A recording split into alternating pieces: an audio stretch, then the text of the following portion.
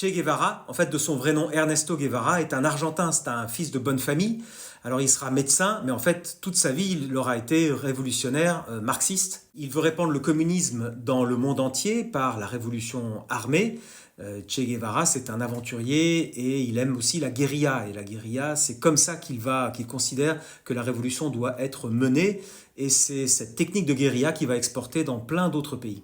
Alors très vite, dès la révolution cubaine, on l'appelle le Che, et il fume des cigares cubains, bien sûr, et c'est le symbole de la révolution et de la lutte contre l'oppression. Et Che Guevara, c'est un mythe qui est encore très vivant aujourd'hui. Il a inspiré plein de mouvements révolutionnaires dans d'autres pays, dans d'autres continents, donc en Amérique latine et bien sûr, mais aussi en Asie et aussi sur le continent africain, Afrique du Nord et aussi d'autres pays d'Afrique, et en Asie, par exemple au Vietnam, pendant les guerres de décolonisation. Sa plus grande victoire, en fait, c'est Cuba, c'est en 1959, avec Fidel Castro, ici. Il prend le pouvoir à la Havane, donc ils imposent tous les deux la révolution communiste à Cuba. Une fois au pouvoir, Che Guevara prend le contrôle de l'industrie à Cuba, et il est aussi directeur de la Banque nationale de Cuba. Donc vous voyez, ça c'est les billets, et il signe lui-même, le Che ici, il signe tous les billets, tous les pesos cubains, alors qu'il n'a pas de formation en économie. Donc il va appliquer les principes de la révolution communiste à l'industrie.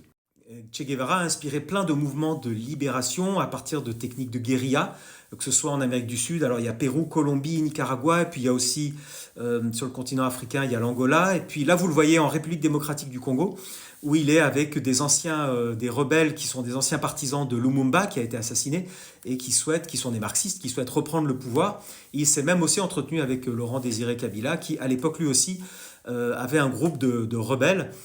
J'ai fait une vidéo que vous trouverez sur mon profil spécifiquement sur Che Guevara en République démocratique du Congo et vous verrez cette opération finalement a été un échec.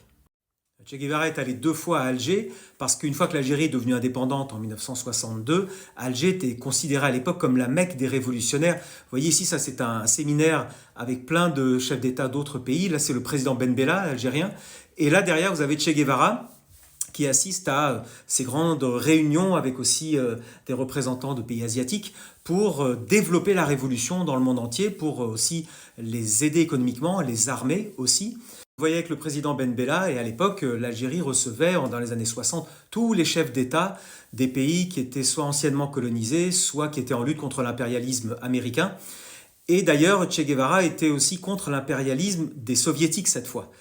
Che Guevara pouvait être aussi très violent. Il a mené des tribunaux révolutionnaires après la révolution cubaine pour exécuter des dizaines et des dizaines de personnes qui étaient des ennemis de la révolution, supposés ou réels.